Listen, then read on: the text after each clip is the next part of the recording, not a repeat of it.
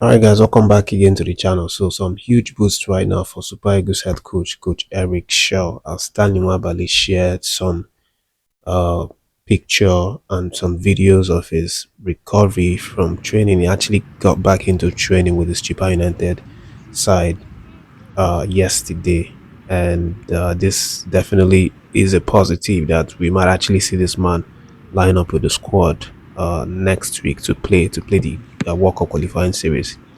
And as you know, of course, the final list has been out. Maybe you've not seen it, but I posted it on the community tab. But here is the list of the final 23-man squad that Coach Eric Shaw and NFF decided to settle with. In the goalkeeping area, Stanley Nwabali makes the cut, then Amas Obasogie, and then we have Adebayo Adeleye. The 15 years old Ebenezer Court was dropped by the coach.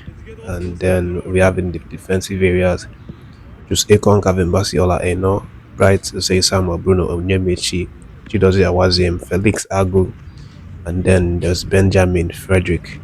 No Igor Ogu in the list. He was effectively dropped out after making the last 31-man list.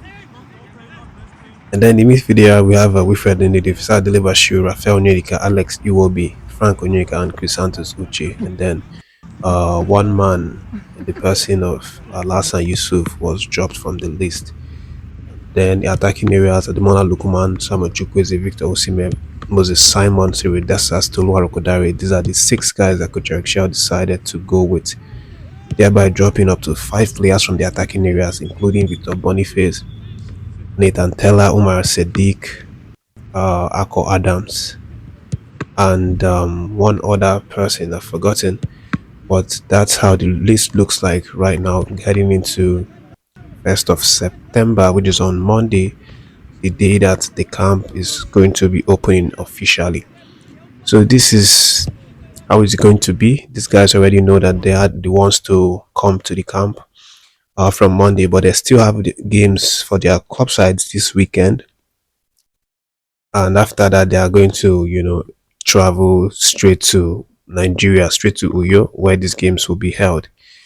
As I let you guys know previously, the Rwandan team are also very much aware of this. They are preparing as hard as they can, and they want to come to the camp from Tuesday, Wednesday, latest by 3rd of September. They are already in camp in the Uyo camp, preparing on their end to play a very, very important game against Nigeria. Remember, the game is not just important for Nigeria, who obviously need to win all of their remaining 4 games to stand a chance to qualify for the World Cup 2026. But it's also very important for this Rwandan side because they also are vying for a place in the top spot. As it stands, technically they're top us with 1 point, having 8 points after 6 games. Nigeria 7 points after 6 games. But the leaders still remain South Africa with 13 points after 6 games. But again, we know there's still some question mark there because FIFA are still waiting, delaying to take action in terms of deduction of points. And talking about deduction of points, one hierarchy of the NFF, that's the Secretary General of the side, has come out to talk about this, and he's saying that we should not dwell on the point deduction. That the team, Nigerians, everyone should not dwell on the point deduction because uh it's it's uh it's not what we need right now. It's not where we need to put our mind right now. It's said that if we base on the point deduction and we are clamoring for it to be given, and at the end of the day we don't end up winning our games, don't end up focusing on getting the results from these 4 games, then even if the points is finally deducted, it will just be 3 points, and we fail to prosecute the other games, then it will mean that the point deduction is meaningless to us.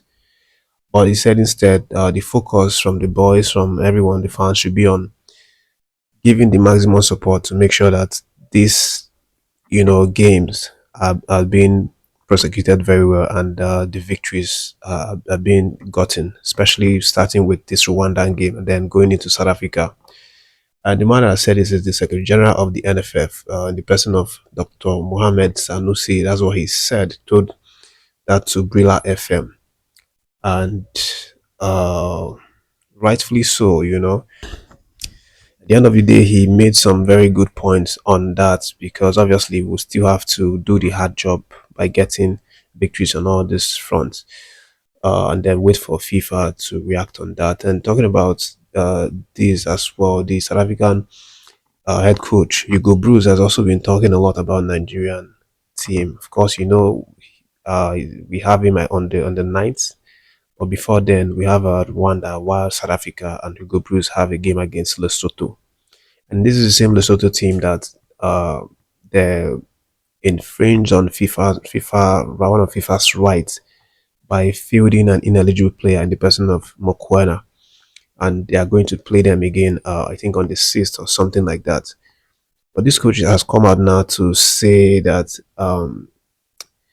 this doesn't really concern Nigeria. The fact that they fielded an ineligible player, it should not be a business of Nigeria Super Eagles, because he said that they didn't do it against us, and yes, even though they had done it, it shouldn't matter very much to Nigeria, because he said that actually he's claiming that according to FIFA rules, that if there's no complaint from the team that was offended, then obviously there's no need to take action. There's no need for punishment to be made.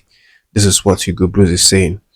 uh, Said that the Lesotho team didn't complain. Why is Nigeria the ones complaining? Why will they now be demanding for 3 points to be deducted, since it's not directly something that is of concern to them?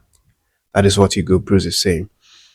But aside from that, he's also been talking about Nigeria deeply, in terms of the mindset that his team has towards playing Nigeria. He said that from the onset, they already knew that Nigeria is going to be like the final boss in the group. That for them to qualify, they have to beat Nigeria.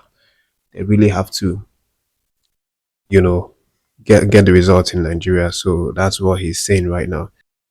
So Bruce maintains that they've actually had the job done halfway at this point, and they have a lot of confidence that they can beat anyone, even Nigeria, who are regarded as like the biggest in the group, because they have done it before, and their position in the table shows how good that they are. He said, in fact, that Nigeria is scared of South Africa, and they don't like to play or hear about the South African team. And he said that they don't like to play against us these days, and I know this because we have become a better team. It's up to us to take advantage of that and not start doubting ourselves or be afraid of Nigeria. Why should we suddenly start to be afraid of Nigeria?